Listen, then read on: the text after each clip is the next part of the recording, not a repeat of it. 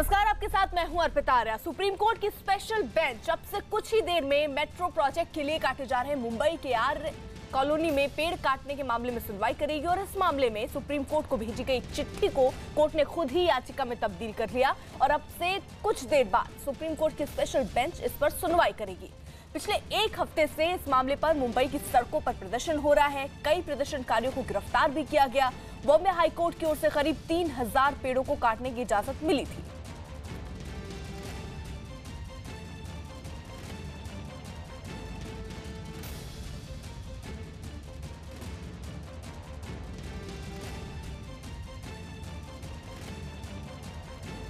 मुंबई के आर्य कॉलोनी में पेड़ कटाई का मामला इस वक्त सुप्रीम कोर्ट में है। सुप्रीम कोर्ट की एक विशेष बेंच जो है वो आज इस पर सुनवाई करेगी। हालांकि दशहरे की छुट्टियां हैं, बावजूद इसके इस पूरे मसले को लेकर एक विशेष बेंच तैयार की गई है जो कि इस पूरे मसले को सुनेगी। और ये सब शुरू हुआ तब जब हाई कोर्ट से उनको राहत नहीं मिली, पर्यावरणविद हो गए या फिर जो लोकल लोग हैं, और उसके बाद जो है छात्रों के प्रतिनिधि मंडल ने चीफ जस्टिस ऑफ इंडिया को एक लेटर लिखा था। उस लेटर में उन्होंने इंटरवीन करने के लिए कहा था। तो अब जो है उस पूरे लेटर को संज्ञान में लेते हुए लेटर पिटीशन को जो है PIL में कन्वर्ट किया गया है और अब जो है उसकी सुनवाई होगी। एक विशेष बेंच जो है उस पर सुनवाई करेगा और कह सकते हैं कि 2700 पेड़ काटे जाने हैं उस पूरे आर्य कॉलोनी में जहां पे कि मेट्रो शेड बनना है। जब ये प्रोजेक्ट आया था उस वक्त जो है वहां के स्थानीय लोग लगातार विरोध कर रहे थे। हाई कोर्ट में कई बार जो है इस मामले की जो है पिटीशन डाली गई थी, लेकिन हाई कोर्ट ने, बॉम्बे हाई कोर्ट ने किसी भी पिटीशन को सुनने से इनकार कर दिया। हालात वहाँ पे बहुत ज़्यादा संवेदनशील बने हुए हैं। धारा 144 जो है उस इलाके में लगाई गई है ताकि कोई भी अप्रिय घटना ना हो। लेकिन आज सारा दिन जो है सबकी नज़र जो है सुप्रीम कोर्ट पे होगी, क्योंकि 10:30 बजे जो सुनवाई नॉर्मल दिनों में होती थी वो आज 10 बजे से होगी और 10 बजे स्पेशल बेंच जो है आर्य कॉलोनी में पेड़ कटाई के मामले पर सुनवाई करेगा। तो कह सकते हैं कि बड़ा दिन है और इस वक्त जो है सभी की नज़र खासतौर पर कि वो संगठन जो कि उन पेड़ कटाई के मामले को लेकर जो है विरोध करते आए हैं शुरू से, साथ ही पर्यावरणविद वो लोग जो हैं इस पूरे मसले पर जो अपनी नज़र बनाए हुए हैं और सब जो है यही चाहते हैं कि जो राहत बॉम्बे हाई कोर्ट से उनको नहीं मिली वो सुप्रीम कोर्ट वो राहत उनको देगा। कैमरामैन राकेश नेगी के साथ संदीप बोल, न्यूज़ 18 इंडिया, दिल्ली। मुंबई से हमारे सहयोगी दिवाकर इस वक्त जुड़ चुके हैं। दिवाकर, क्या स्थिति वहां पर है, क्या हालात देख पा रहे हैं आप? दिवाकर,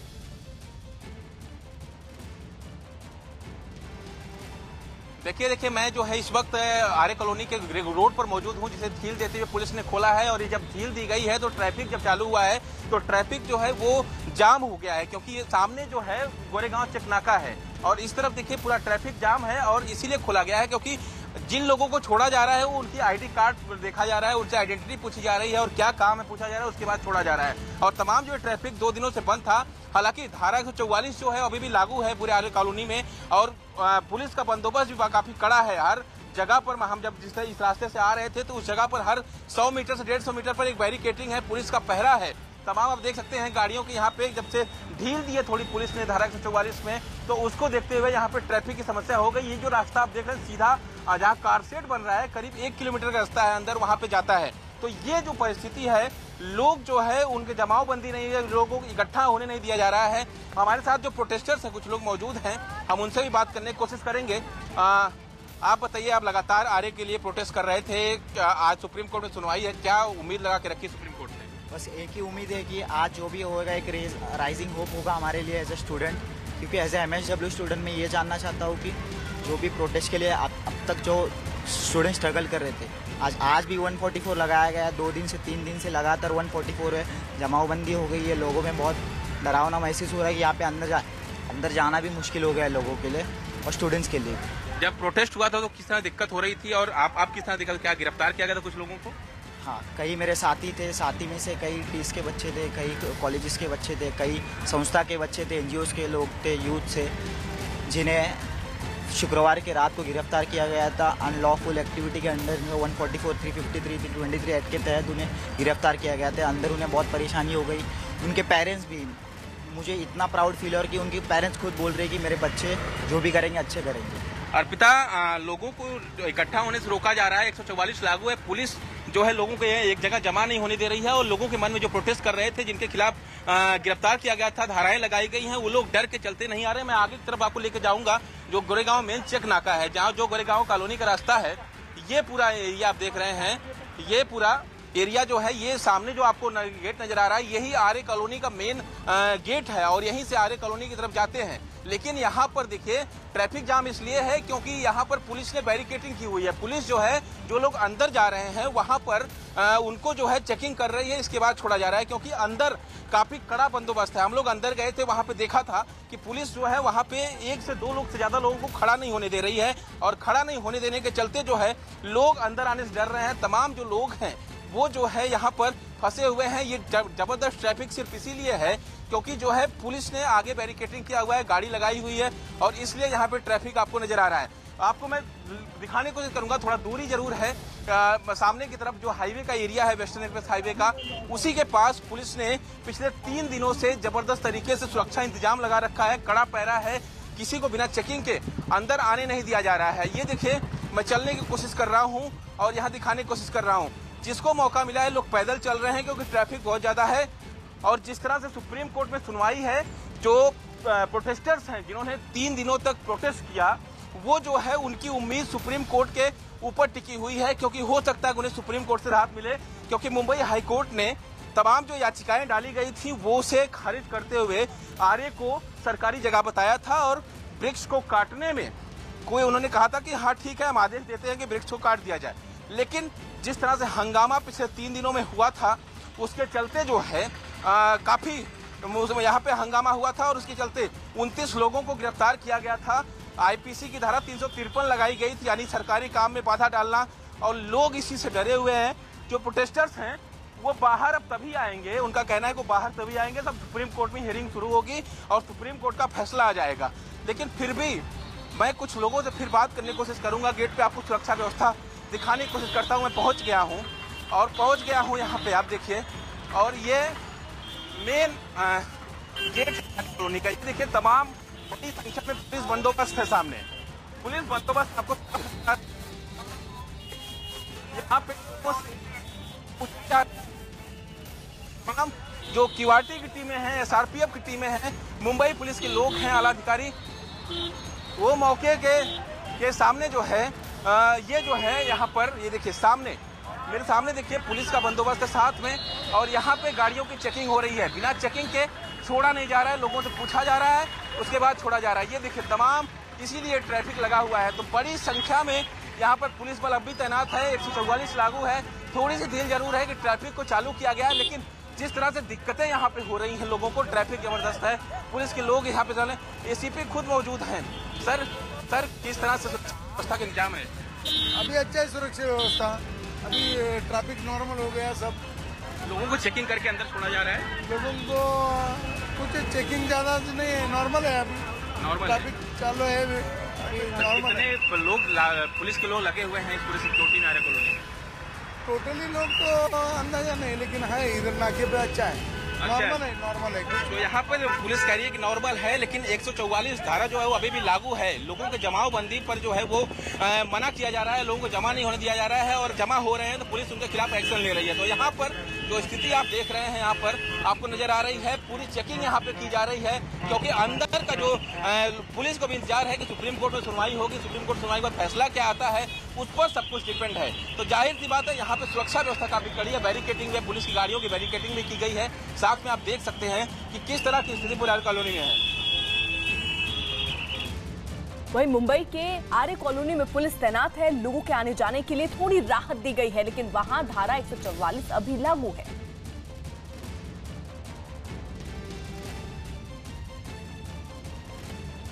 मुंबई के आर्य कॉलोनी में एक बार फिर से धारा 144 लागू कर दी गई है और पुलिस का भारी बंदोबस्त एक बार फिर से लगा दिया गया है। आप देख सकते हैं पुलिस के तमाम जो जवान हैं यहाँ पर, जो ये मेन बिरसा मुंडा चौक है और इसी के बगल में कार शेड है, उसके आसपास सुरक्षा व्यवस्था फिर से बढ़ा दी गई है। तमाम जो पुलिस के आला अधिकारी हैं वो मौके पर मौजूद हैं, और सुबह जो है इसमें थोड़ी सी ढील दी गई थी। जो लोग इस रास्ते से दफ्तर होते हुए जाते हैं, क्योंकि इस रास्ते से निकल के आप पवई की तरफ जा सकते हैं, पवई कॉर्पोरेट इलाके में आता है, और साथ ही साथ भांडुप सेंट्रल लाइन जो है वहाँ पर जा सकते हैं। तो थोड़ी ढील दी गई है, लेकिन धारा 144 अभी भी लागू है। थोड़ी सी उसमें ज़रूर ढील दी गई है। और इसे देखिए, अब तमाम जो पुलिस के लोग हैं यहाँ पर वो मौजूद हैं। उन गाड़ियों को जाने दिया जा रहा है आइडेंटिटी चेक करने के बाद, जिनको दफ्तर जाना है अपने, उन लोगों को सहूलियत दी गई, वो अपने दफ्तर इस रास्ते से होकर जा सकें, क्योंकि मुंबई में ट्रैफिक की समस्या काफ़ी ज़्यादा होती है, तो इसलिए लोग इस रास्ते का इस्तेमाल करते हैं और अपने दफ्तर के लिए जाते हैं। और इसीलिए मुंबई पुलिस की तरफ से थोड़ी ढील दी गई है, लेकिन धारा 144 जो है वो हटाई नहीं गई है, अभी भी लागू है। तीसरा दिन है आज, और आज इस पूरे मुद्दे को लेकर सुप्रीम कोर्ट में सुनवाई होनी है, और पुलिस इस दौरान किसी प्रकार की कोई ढील नहीं देना चाहती है। और इसीलिए सुनवाई को देखते हुए मुंबई पुलिस की तरफ से सुरक्षा व्यवस्था के इंतजाम किए गए हैं। आला अधिकारी जो है वो मौके पर मौजूद हैं और लगातार सिचुएशन को मॉनिटर कर रहे हैं। लेकिन 3 दिनों से धारा 144 लागू है, किसी को अब अंदर नहीं आने दिया जा रहा था। सुबह लोगों को छोड़ा जा रहा था, लेकिन अब पुलिस किसी को छोड़ नहीं रही है। लोगों को, जिनको ज़रूरत है, उनको ही इस रास्ते से जाने दिया जा रहा है। जो आम लोग हैं उनको इस रास्ते से जाने दिया जा रहा है। और इसलिए जो है पूरी सुरक्षा व्यवस्था जो है मुंबई पुलिस की तरफ से वो कड़ी है। SRPF की टीमें हैं, QRT की टीमें हैं। बैरिकेटिंग पहले कल जो 2 दिन था, ये बैरिकेटिंग पूरा बंद किया गया था, पूरा रास्ता बंद था, लेकिन आज जो है खोला गया है कि थोड़ी सी राहत दी गई है 144 में। और इसलिए लोग जो है, जो अपने दफ्तरों को जाना चाहते हैं, इस रास्ते का इस्तेमाल करके अपनी आइडेंटिटी दिखा के वो जा सकते हैं। तो यहाँ पर मुंबई पुलिस का अभी भी पूरा बंदोबस्त है। धारा 144 लागू है, उसमें हाँ थोड़ी सी सहूलियत ज़रूर है, क्योंकि जो लोग, आज सोमवार का दिन है, काफ़ी ट्रैफिक मुंबई में होता है, और इसीलिए जो है थोड़ी सहूलियत दी गई है ताकि लोग आ जा सकें यहाँ से। तो मुंबई के आरे में पेड़ काटे जाने को लेकर उठे विवाद के बाद मुंबई मेट्रो ने एक वीडियो जारी कर दावा किया कि उनकी तरफ से पूरी मुंबई में अब तक 24,000 पेड़ लगाए गए हैं। मुंबई मेट्रो ने दावा किया कि ये 24,000 पेड़ उनकी तरफ से 2 साल में लगाए गए हैं।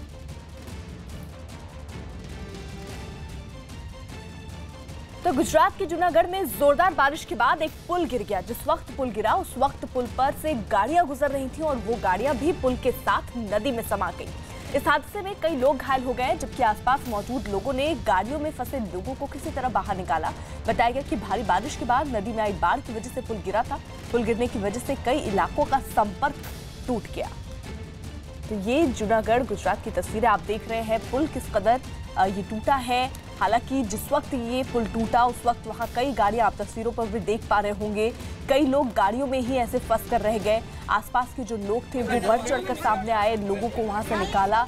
जो ज्यादा गंभीर हालत में थे उन्हें अस्पताल में भर्ती कराया गया, और कुछ लोग वहां पर इस मंजर से लोगों को बचाते हुए नजर आए। कुछ ने अपने कैमरे में भी ये तस्वीरें रिकॉर्ड की। उधर पटना में पुनपुन नदी खतरे के निशान के ऊपर बह रही है, जिस वजह से निचले इलाके में नदी का पानी भर गया। लोग घर छोड़कर राहत शिविरों में रहने के लिए मजबूर हैं। खाने पीने के लिए भी लोगों के सामने बड़ी चुनौती है, क्योंकि जो राशन उनके घर पर बचा था वो तकरीबन खराब हो गया है या पानी में भीगकर सड़ गया है। अब लोगों के पास कोई विकल्प नहीं बचा हुआ है, क्योंकि पुनपुन नदी जो है वो अब परेशानी का कारण बन रही है लोगों के लिए। पुनपुन नदी का जलस्तर लगातार बढ़ रहा है। अभी मैं मौजूद हूँ महुआ बाग में, जो फुलवाड़ी शरीफ प्रखंड में पड़ता है। ये यहाँ के लोग हैं जो पानी में यहाँ फंसे हुए हैं। NDRF की टीम मदद कर रही है। इनको कितना मदद पहुँचाने में दिक्कत का सामना करना पड़ा है? कोई दिक्कत नहीं है हम लोग का। कितना पानी गांव में भरा हुआ है? ऐसे देखा जाए तो नॉर्मल पानी है, कोई ज़्यादा नहीं है। ज़्यादा इनके NDRF बोल रही है कि इन लोगों के घरों में पानी घुसा हुआ है, लोग जो है परेशान हैं। कितना पानी घुसा हुआ है? सर हमनी के भर कमर घर में, एगो घर में है, एगो में भर छाती घर में पानी है। हाँ, निकाल ना पाए तो है, घर में सुतना बैठना सब चीज के हमनी के तकलीफ है। हमनी तो छत्ता पर भागल है, ऐसी खाने पीने सब चीज के तकलीफ हो है। लोगों को परेशानी हो रही है। देख रहे हैं यहाँ पे गांव में भी पानी भरा हुआ है। हालांकि NDRF की टीम जो है लगी हुई है इन लोगों की मदद के लिए, और इन लोगों को घर आने जाने में दिक्कतों का सामना नहीं करना पड़ रहा है NDRF की टीम की वजह से। तो पटना में आई बाढ़ को लेकर RJD नेता तेजस्वी यादव ने BJP और JDU पर बड़ा हमला बोला। उन्होंने कहा कि ऐसे हालात में भी JDU और BJP आपस में लड़ रहे हैं। तेजस्वी ने पटना के बिगड़े हालात के लिए मुख्यमंत्री नीतीश कुमार को जिम्मेदार बताया और उनका इस्तीफा मांगा। जनता जो है सब कुछ देख रही है। जनता जो है देख रही है कि किस प्रकार से जो है ये लोग जो जनता को इन्होंने धोखा दिया, जिस प्रकार से कुत्तों बिल्लू की तरह रंगने का काम कर रहे हैं। वो सारी जनता देखने का काम कर रही है, और वह मौका आएगा तो जनता जो है सबक सिखाने का काम करेगी। वहीं हिमाचल प्रदेश के लाहौल स्पीति और कुल्लू में भारी बर्फबारी हुई, जहां पहाड़ियों पर बर्फ से वो पहाड़ियां ढक गईं और कई लोग बर्फबारी में फंस गए। बर्फ की वजह से गाड़ियों का चलना वहां पर मुश्किल हो गया। तस्वीरें आप देखिए, कई गाड़ियां आपको तस्वीरों में ऐसे ही उसी जगह पर रुकी नजर आ रही हैं, क्योंकि ये जो पहाड़ियां हैं वो बर्फ से ढक गई। भारी बर्फबारी वहां पर हुई। आने जाने का जो रास्ता है आप देखिए, वहां पर भी सड़कों पर बर्फ जमी हुई है, जिससे निकल पाना बेहद मुश्किलों भरा हो सकता है और इसीलिए गाड़ियां वहां पर रुकी हुई हैं। बर्फ को हटाने का काम वहां पर चल रहा है। जैसे ही रास्ता साफ होता है, ये गाड़ियां आगे की तरफ बढ़ेंगी।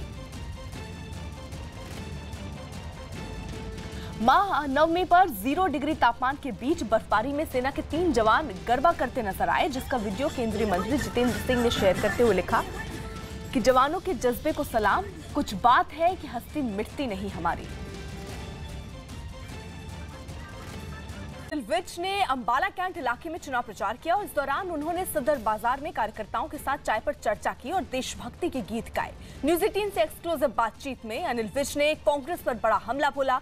उन्होंने राष्ट्रवाद को सबसे बड़ा मुद्दा बताते हुए नवजोत सिद्धू पर निशाना साधा।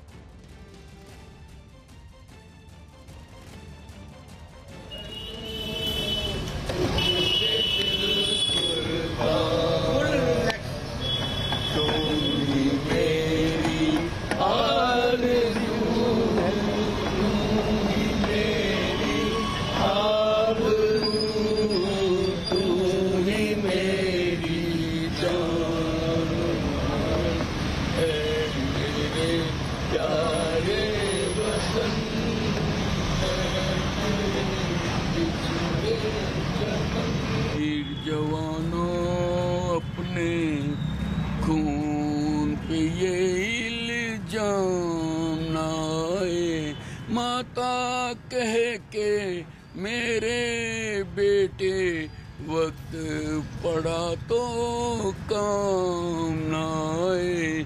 देखो वीर जवानों, हम पहले भारतवासी।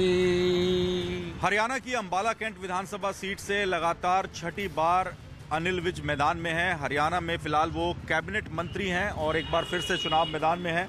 रोज सुबह वो ऐसे ही यहाँ पर आते हैं। मीटिंग पॉइंट कहा जाता है इसे, टी पॉइंट इसे कहा जाता है। यहाँ पर वो चाय पीते हैं, उनके साथ तमाम जो उनके साथी हैं, कार्यकर्ता हैं और जो आम लोग हैं वो यहाँ पर अंबाला कैंट के मौजूद रहते हैं। वे साहब, ये डेली रूटीन है आपका या चुनाव में ज़्यादा यहाँ पे चाय की चुस्कियाँ ले रहे हैं?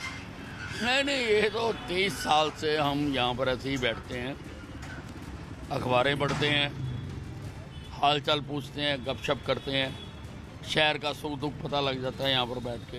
अच्छा, चुनाव की क्या स्थिति लग रही है? अंबाला कैंट सीट की बात करें तो आप छठी बार चुनाव मैदान में हैं, 5 बार से लगातार जीतते आ रहे हैं, तो इस बार फिर आपको लग रहा है कोई नतीजे अलग हो सकते हैं या कॉन्फिडेंट है अपनी जीत को लेकर?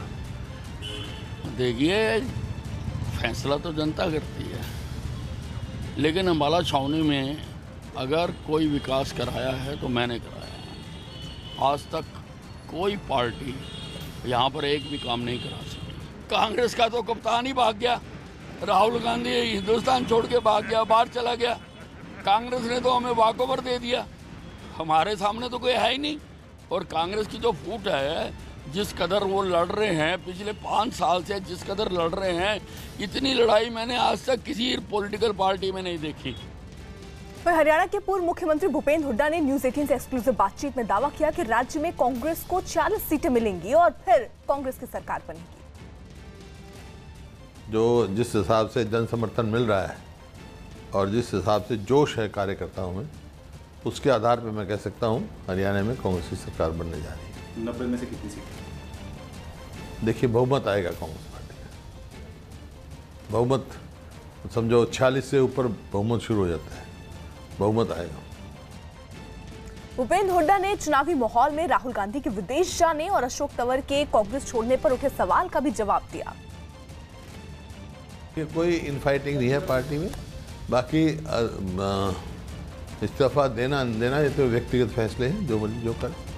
अब मैं पार्टी में रहूं या ना रहूं, ये तो मेरी मर्जी है। लेकिन ये जरूरी होता है ना कि चुनाव से पहले पार्टी एकजुट रहे। एकजुट है, पार्टी एकजुट है। कांग्रेस की हमारी अध्यक्ष शैलजा कुमारी शैलजा हैं, मैं CLP लीडर हूँ और हमारे साथी एकजुट हैं। आप उनसे इस्तीफा वापस लेने की गुहार करेंगे?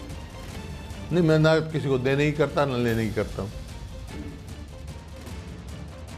जब भी इस तरह का कोई क्रूशियल चुनाव होने वाला होता है, राहुल गांधी लापता हो जाते हैं। खबर ये आ रही है कि राहुल गांधी आज के वक्त, जबकि चुनाव में बस चंद दिनों का वक्त रह गया है, वो या तो बैंकॉक में है या वो कंबोडिया में है। तो आपको नहीं लगता है कि एक बड़े नेता जिनकी ज़रूरत वहाँ पे इस वक्त होगी, हरियाणा में होनी चाहिए, वो उस वक्त विदेश घूम रहे हैं? मेरे को पता नहीं, अभी तो आपको भी नहीं बताया? नहीं, मेरा अभी तो यहीं थे वो। अब आप कहीं से खबर ला रहे हैं, मेरे को पता मालूम नहीं। वो तो उनका कार्यक्रम है, जब कार्यक्रम बनेगा चुनाव में भी आएंगे।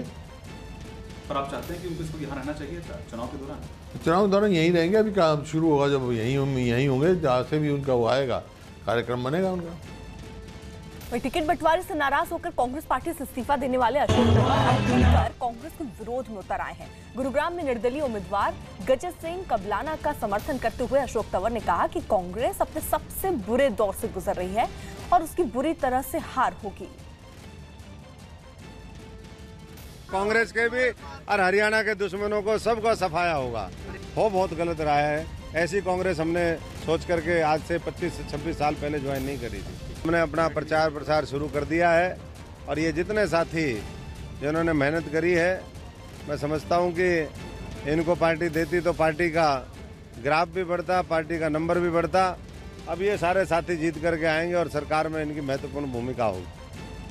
और हरियाणा के कैथल में बीजेपी उम्मीदवार लीलाराम के चुनाव प्रचार के दौरान जवान फिसल गई और उनकी फजीहत हो गई। बीजेपी उम्मीदवार लोगों से वोट की अपील कर रहे थे, लेकिन उन्होंने बीजेपी के सामने चुनाव चिन्ह चश्मे का बटन दबाने को कहा, जो INLD का चुनाव चिन्ह है। इसके बाद वहां मौजूद लोग हंस पड़े तो उन्हें अपनी गलती का एहसास हुआ। इस बार बीजेपी के टिकट पर चुनाव लड़ रहे लीलाराम काफी सालों तक INLD पार्टी में ही थे और पहले INLD पार्टी के चुनाव चिन्ह चश्मे पर ही चुनाव जीते थे। आपके बीच में वोट की अपील करने के लिए आया साथियों। 21 अक्टूबर को आप साथियों छत्तीस बिरादरी के भाई अपना एक कीमती वोट भारतीय जनता पार्टी के चुनाव चिन्ह ऐनक के सामने कमल के फूल का बटन दबा करके मेरे जैसे पार्टी के सब छोटे से कार्यकर्ताओं को कामयाब बनाएंगे। हरियाणा के सीएम मनोहर लाल खट्टर ने कांग्रेस पर तंज कसते हुए कहा कि कांग्रेस को लोग भारत माता की जय नहीं बल्कि सोनिया माता की जय कहते हैं। हमारे सामने जब माँ का चित्र आता है, माता का चित्र आता है, तो हम जोर से बोलते हैं भारत माता की, ये बोलते हैं। और हमारे जो कांग्रेसी मित्रों के सामने जब माँ का विचार आता है तो इनको कौन दिखता है? सोनिया माता दिखती है। तो ये सोनिया माता की जय बोलने लग जाते हैं। पुणे की एक रैली में AIMIM के अध्यक्ष असदुद्दीन ओवैसी ने कांग्रेस पर बड़ा हमला बोला। उन्होंने कहा कि कांग्रेस इतनी कमजोर हो चुकी है कि दुनिया का सबसे बड़ा कैल्शियम का इंजेक्शन लगाने पर भी उठने वाली नहीं है। ये समझ रहे हैं कि मैं कांग्रेस को और दूंगा तो कुछ हो जाएगा। याद रखो, कांग्रेस बिल्कुल अब कमजोर हो चुकी है। अब कांग्रेस को आप चाहे दुनिया का सबसे बड़ा कैल्शियम का इंजेक्शन भी देंगे तो कांग्रेस में जान आने वाली नहीं है। ये वाहिद पार्टी है जिसका कैप्टन पार्लियामेंट के इलेक्शन के नतीजे आने के बाद अपनी डूबती हुई जलती हुई किश्ती को छोड़कर पहले साहिल पर कूद गया।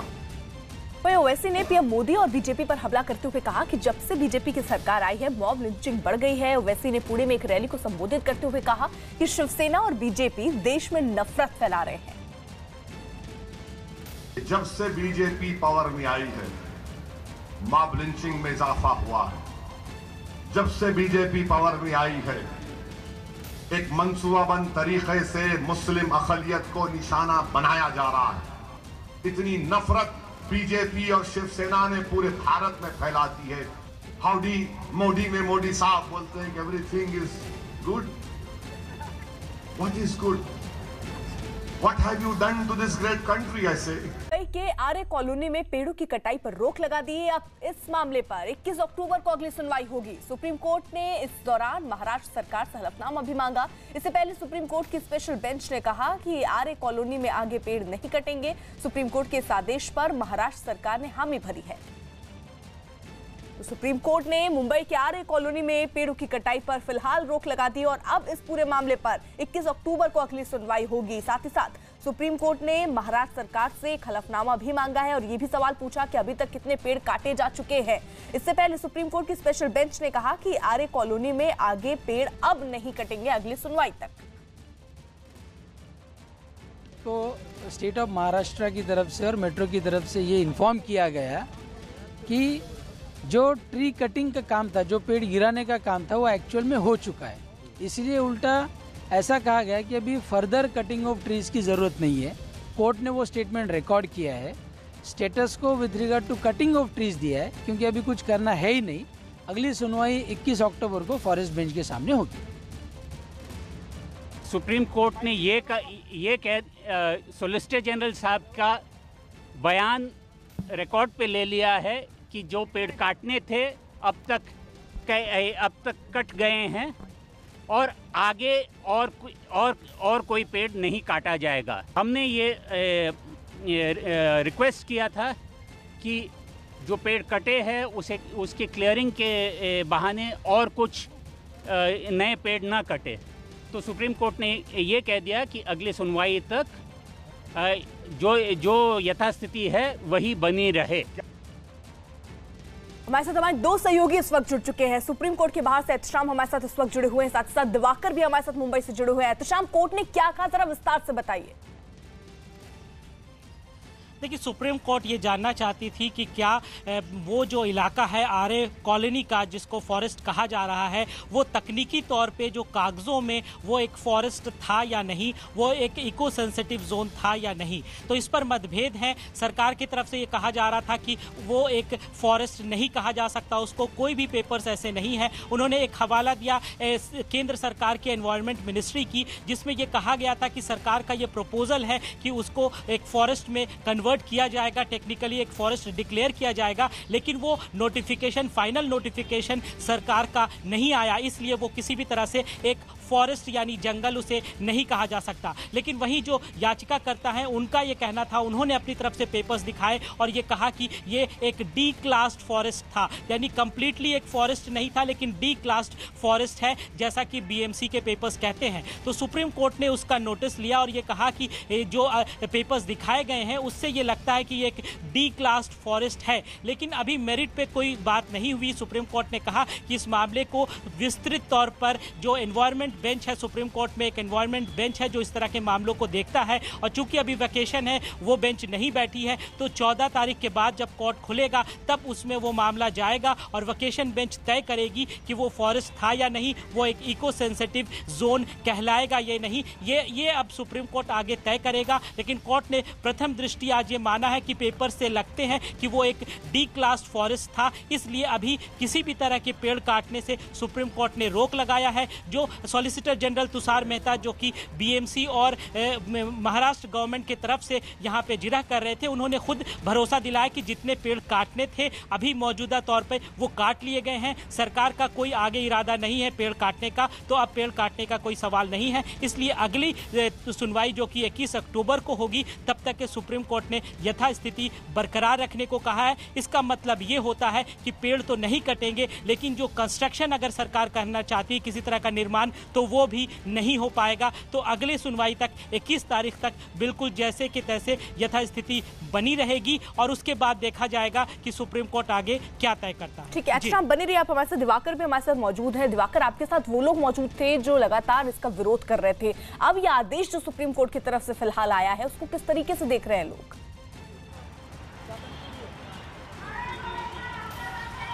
देखिए अर्पिता, हमारे साथ एक शख्स मौजूद हैं जिनकी मां पर्यावरण बचाने के लिए शुक्रवार की रात को प्रदर्शन कर रही थी और पुलिस ने उन्हें गिरफ्तार किया था। कल उनको जाके हॉलीडे कोर्ट ने जमानत दी और 7,000 के निजी मुचलके पर वो जो है उनको जमानत दी थी। खुद मौजूद हैं वो, उनके लिए किस तरह का वो क्षण था जब उनकी मां को गिरफ्तार किया गया था। एक बड़ी राहत सुप्रीम कोर्ट से मिली है, लेकिन आपकी मां को जब गिरफ्तार किया गया तो कितनी परेशानी झेलनी पड़ी?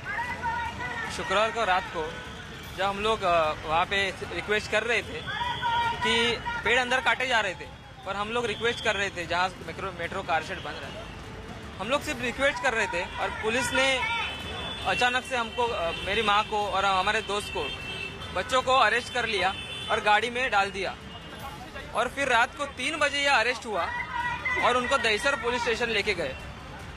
पर सुप्रीम कोर्ट का अभी जो निर्णय लगा है उनसे थोड़ी राहत है। अच्छा लग रहा है कि अभी तक अगले हियरिंग तक कोई पेड़ नहीं काटे जाएंगे, पर जो पेड़ 2-3 दिन पहले काटे गए, हजारों से ज़्यादा पेड़ काटे गए, उनको हम श्रद्धांजलि जरूर देंगे। और हमें ये प्रश्न उठता है हमारे मन में कि प्रधानमंत्री जी यूएन में पर्यावरण बचाने के लिए आवाज़ उठाते हैं, वहाँ जाके भाषण देते हैं कि वहाँ पर्यावरण बचाना चाहिए, पर हमारे देश में अपने देश में हम लोग पर्यावरण बचाने के लिए जाते हैं तो हमें क्या मिलता है? हमें धाराएं 353 के कलम के अंदर हमको अरेस्ट किया जाता है, 144 कलम के अंदर हमको बंद किया जाता है, हमें रोका जाता है। जो संवैधानिक हमारा अधिकार है, जो प्रोटेस्ट करने का, अपनी बात रखने का, वो हमें कहीं तो हमें रोका जा रहा है। पहली राहत आपको मिल चुकी है, आप क्या सुप्रीम कोर्ट से उम्मीद कर रहे हैं अगली सुनवाई में?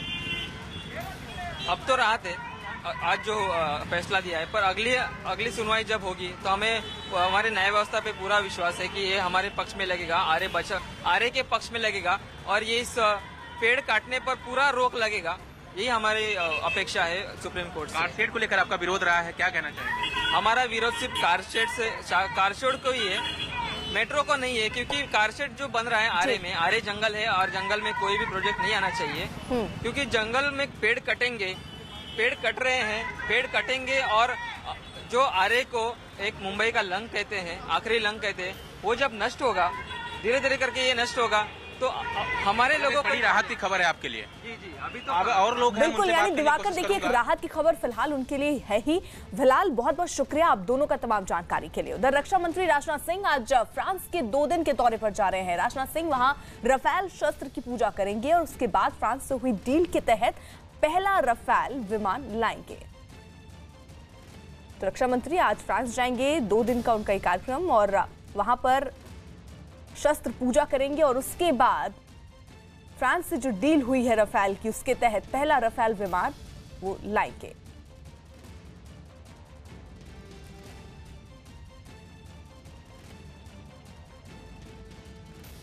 भारत को अपना पहला रफेल लड़ाकू विमान मिलने वाला है, जिसको लेने खुद रक्षा मंत्री राजनाथ सिंह आज पेरिस के लिए रवाना होंगे। एक रिपोर्ट के मुताबिक दशहरे के मौके पर मिलने वाले रफेल विमान को लेने से पहले रक्षा मंत्री राजनाथ सिंह पेरिस में शस्त्र पूजन करेंगे। दावा ये किया गया कि राजनाथ सिंह हर साल शस्त्र पूजा करते हैं। रक्षा मंत्री राजनाथ सिंह कल रफेल लड़ाकू विमान में उड़ान भी भरेंगे। रफेल विमान के परीक्षण और ट्रेनिंग के लिए कई भारतीय वायुसेना के पायलट भी फ्रांस में मौजूद हैं। और एक बड़ी खबर इस वक्त की, सुप्रीम कोर्ट ने मुंबई के आरे कॉलोनी में पेड़ों की कटाई पर रोक लगा दी है। 14 अक्टूबर को इस पूरे मामले में अगली सुनवाई होगी और तब तक इस पर रोक का आदेश दिया गया है महाराष्ट्र सरकार को भी। और ये एक बेहद अहम मसला जो अब सुप्रीम कोर्ट तक पहुंच चुका था। मुंबई के आरे इलाके में मेट्रो प्रोजेक्ट के लिए पेड़ों की लगातार कटाई हो रही थी और इसके लिए लगातार विरोध प्रदर्शन का सिलसिला भी जारी था और यह मसला सुप्रीम कोर्ट तक पहुंचा और आज आखिरकार सुप्रीम कोर्ट ने कहा है कि अगले आदेश तक पेड़ों की कटाई रोक दी जाए। अब तक जितने पेड़ कटने थे कट चुके, लेकिन अब फिलहाल पेड़ों की कटाई रोक दी जाए। दिवाकर सिंह हमारे सहयोगी इस वक्त हमसे सीधे जुड़ रहे हैं मुंबई के गोरेगांव में आसपास मौजूद इलाके में। इस वक्त क्या ताजा हाल है आरे कॉलोनी में? दिवाकर, अब ये एक बड़ा आदेश, क्या जमीनी हकीकत वहां पर है?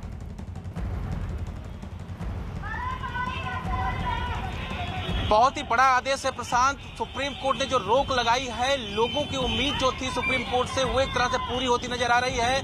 हमने आपको एक तस्वीर दिखाई थी कि किस तरह से कारशेड जहां बनाया जा रहा है वहां पर जो है पेड़ किस तरह से नीचे गिरे पड़े हैं और वहां पर पेड़ों की कटाई किस तरह से हुई है। तमाम तस्वीरें पेड़ों के काटने के सामने आई थी, लेकिन जो सरकारी वकील है उन्होंने साफ कहा है कि कोई भी कटाई नहीं हुई है। लेकिन जो कटाई की गई है वो साफ तस्वीरें हम जब आर्य कॉलोनी के अंदर गए थे, जहां से पुलिस ने हमें ज्यादा देर तक रुकने नहीं दिया, लेकिन वहां पे जो हम तस्वीरें दिखाए वहां पर तमाम जो पेड़ है वो नीचे नजर आ रहे थे, गिरे नजर आ रहे थे, और तमाम जो लोग हैं उस प्रदर्शन से जुड़े हुए हमारे साथ ही मौजूद है। सुप्रीम कोर्ट ने रोक लगा दी है, पहली उम्मीद आपकी पूरी होती नजर आ रही है? उम्मीद तो पूरी होती नजर आ रही है, पर अभी ये अगला फैसला ये बहुत इंपॉर्टेंट रहेगा कि वहाँ पे मेट्रो शेड का जो प्रोपोगंडा लेके आ रहे हैं, सरकार जो लेके आ रहा है उसको कैसे रोक दिया जाए, या उसका कौन सा अल्टरनेट होगा, उसका नया अल्टरनेट क्या होगा ये देखा जाएगा। ये बहुत बड़ी उम्मीद होगी हमारी। सुप्रीम कोर्ट ने पेड़ों को काटने पर रोक लगाई है, कैसा लग रहा है? आप तो गिरफ्तार हुई थी।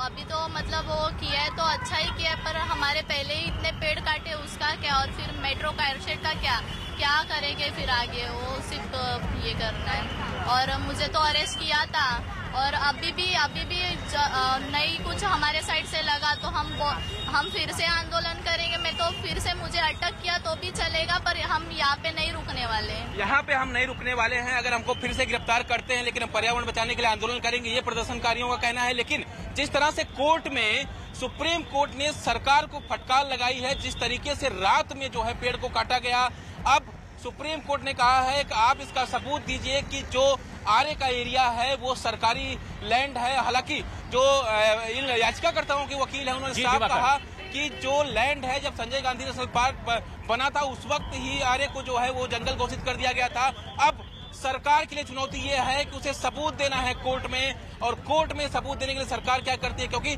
मुख्यमंत्री लगातार ये कहते रहे हैं कि आर्य जो है वो सरकारी लैंड है, लेकिन उनकी सहयोगी शिवसेना लगातार टारगेट करती रही है। तो ऐसे में एक बड़ी खबर उन प्रदर्शनकारियों के लिए कि जो पेड़ काटे जा रहे थे उन पर सुप्रीम कोर्ट ने रोक लगा दी है। प्रशांत, दिवाकर, जो और कार्यकर्ता आपके साथ वहां मौजूद हैं, क्या उन्हें जानकारी है, क्या वो बता पा रहे हैं कि दरअसल वो सुप्रीम कोर्ट में उनकी अपील किस बात को लेकर थी? पेड़ों की कटाई पर तो रोक लगा दी है, लेकिन क्या मसला इससे आगे का है?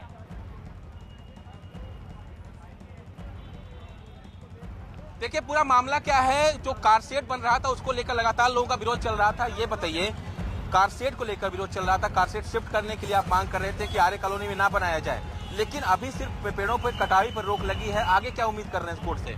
मुझे यही उम्मीद है उनसे कि मतलब यहाँ पे मेट्रो कारशेड नहीं आना चाहिए, क्योंकि ऑप्शन में इतने जगह है ना। हम तो स्टार्टिंग से बोल रहे थे कि मतलब ऑप्शन में जगह है वहाँ पे बनाओ, आपको पेड़ ही काट के क्यों वो जगह का क्यों यूज करने का है? तो आप ये देखिए, उम्मीद नजर आ रही है यहाँ पर लोगों को कि अब सुप्रीम कोर्ट उनके फेवर में फैसला देगा। एक और लोग हैं जो लगातार उस प्रदर्शन से जुड़े हुए थे, उस दिन शुक्रवार की रात को मौजूद थे। आप बताइए कि अभी तो पेड़ पर कटाने पर रोक लगी है, सुप्रीम कोर्ट ने रोक लगाई है, लेकिन अब क्या उम्मीद करते हैं सुप्रीम कोर्ट से? आपका आंदोलन था कि कारशेड को यहाँ से हटाया जाए। वही कारशेड का ही आंदोलन है। आप बने रहे हमारे साथ, अच्छा हुआ पेड़, अब इनका जो आदेश है, एक्टिविस्ट में शामिल अशोक पंडित भी इस वक्त हमारे साथ सीधे फोन लाइन पर जुड़ रहे हैं। अशोक जी, अब सुप्रीम कोर्ट ने फिलहाल पेड़ों की आगे कटाई पर रोक लगा दी है, क्या इससे संतुष्ट हैं? आगे कुछ इससे और बेहतर की उम्मीद कर रहे हैं? मैं सुप्रीम कोर्ट का बहुत बहुत शुक्रगुजार हूं कि उन्होंने हमारे इस दर्द को, हमारे इस फाइट को समझा।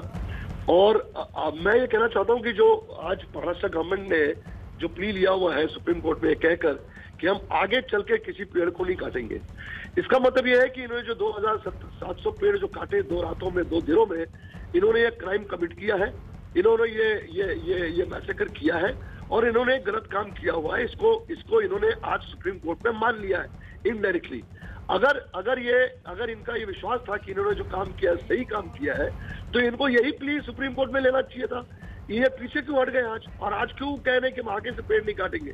इसकी वजह से सुप्रीम कोर्ट के इस इंटरवेंशन की वजह से ये प्रूव हो गया है कि महाराष्ट्र की सरकार ने जिस तरीके से 2 दिन और 2 रात को पूरे के पूरे इस जंगल का नाश किया है, उसके लिए इनके अगेंस्ट एक कार्रवाई होनी चाहिए, इसमें कोई दो राय नहीं जी। लेकिन ये मसला तो पहले हाईकोर्ट भी जा चुका था। हाईकोर्ट में जो इन्होंने महाराष्ट्र गवर्नमेंट ने प्ली ली थी, तो ये इनको सुप्रीम कोर्ट में भी लेना चाहिए था। हाईकोर्ट के जजमेंट को लेके ये सुप्रीम कोर्ट में सेम प्ली क्यों नहीं ले रहे? सुप्रीम कोर्ट चूंकि उच्च न्यायालय है, चूंकि सब सर्वोत्तम न्यायालय है, उनको समझ में आया कि कहीं ना कहीं ये बदमाशी हुई है, कहीं ना कहीं डॉक्यूमेंटेशन को लेके चीजें इधर उधर हुई है। मैं हाईकोर्ट के भी रिस्पेक्ट करता हूँ, मैं सुप्रीम कोर्ट के रिस्पेक्ट करता हूँ, लेकिन सुप्रीम कोर्ट चूंकि सुप्रीम कोर्ट है, उनको ये बात समझ में आई और हाईकोर्ट के जजमेंट के अगेंस्ट एक तरीके से सुप्रीम कोर्ट का जजमेंट गया है। और हमें इस बात का पूरा विश्वास है कि हम जितने भी एक्टिविस्ट हैं जो एनवायरनमेंट के लिए लड़ते हैं, जो पेड़ों के लिए लड़ते हैं, जो लेक्स के लिए लड़ते हैं, जो कुदरत की देन है हमको उसको बचाने के लिए लड़ते हैं, हमारी जीत पूर्ण रूप से सुप्रीम कोर्ट में होगी। और 21 अक्टूबर को अब इस पूरे मामले में अगली सुनवाई होनी है, लेकिन यह भी पूछा गया है कि आखिर जो इस पूरे इलाके को जंगल डिक्लेयर करने की मांग की जा रही है, किस बिहाफ पर इसे जंगल कहा जाए, ये तमाम दलीलें भी देनी होगी। मैं बहुत सिंपल सी चीज कहना चाहता हूं हमारे इन नेताओं को। ये कहते हैं कि ये जंगल नहीं है। जंगल किसको कहते हैं? जंगल उसको कहते हैं जहाँ पेड़ हो, जहाँ बड़े बड़े पौधे हो, जहाँ शेर हो, जहाँ चीते हो, जहाँ बड़े बड़े जानवर हो, जहाँ पर रेप्टाइल्स हो। कहाँ घूमता है शेर? कहाँ घूमता है चीता? सड़कों में घूमता है? वो कहाँ घूमता है? जंगलों में घूमता है। जब इन जंगलों में ये सारे चीजें उपलब्ध है, सारे जानवर उपलब्ध है, हमें स्कूल और कॉलेजों में यही पढ़ाया गया है, इन्हीं को जंगल कहा जाता है। ये कौन से कागजी कार्रवाई के हिसाब से, अपने बलबूते के हिसाब से, क्योंकि इनको इन जंगलों में घुसकर इन चीजों लेकिन अब ये तमाम दलीलें 21 अक्टूबर को भी सुप्रीम कोर्ट में रखी जानी है। फिलहाल शुक्रिया आपका। दिवाकर हमारे सहयोगी आर्य कॉलोनी में ही मौजूद हैं, कुछ और सामाजिक कार्यकर्ता उनके साथ यहां जुड़े हुए हैं। दिवाकर, क्या पहली प्रतिक्रिया इन कार्यकर्ताओं की जो सुप्रीम कोर्ट तक पहुंचे थे?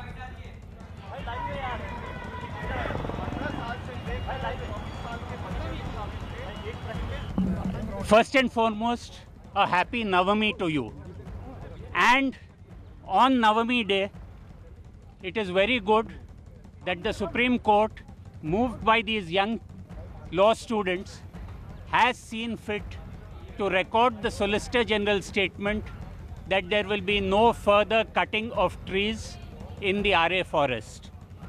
Consequent to that, we made a request to the Supreme Court that there should be no further activities in the garb of clearing or cutting the already cut trees. The Supreme Court has therefore been kind enough to say to record the Solicitor General statement that there will be no further cutting and that status quo will be maintained until the next hearing of the case on the 21st of October. We are very grateful to the Supreme Court for its intervention. बहुत बड़ी राहत है मुंबई के लोगों के लिए और उन एक्टिविस्ट के लिए जिन्होंने पर्यावरण को लेकर ये मामला उठाया, और सुप्रीम कोर्ट ने क्या क्या राहत दी है? सुप्रीम कोर्ट ने सोलिसिटर जनरल साहब का बयान रिकॉर्ड पे ले लिया है कि जो पेड़ काटने थे अब तक कट गए हैं और आगे और कोई पेड़ नहीं काटा जाएगा। हमने ये रिक्वेस्ट किया था कि जो पेड़ कटे हैं उसके क्लियरिंग के बहाने और कुछ नए पेड़ ना कटे, तो सुप्रीम कोर्ट ने ये कह दिया कि अगली सुनवाई तक जो यथास्थिति है वही बनी रहे। क्या कंस्ट्रक्शन को लेकर भी कोर्ट ने कुछ आदेश पारित किया है? देखिए, पेड़ और नहीं कटेंगे, यथास्थिति बनी रहे, उसका मतलब साफ है। पेड़ अब तक काटे गए, एग्जैक्टली अब बचा ही क्या है? पेड़ कंस्ट्रक्शन के काम हो सकते हैं वहाँ पे या नहीं, इसको लेकर कुछ? यथास्थिति बनी रहे तो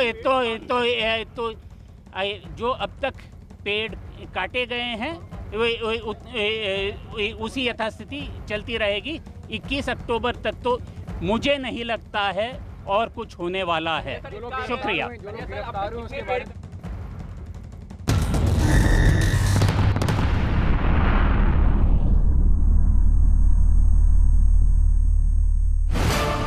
महाराष्ट्र के जलगांव में बीजेपी नेता और उनके परिवार के 4 लोगों की हत्या कर दी गई। आपसी विवाद के चलते जो है आरोपियों ने जो है उनकी हत्या की है।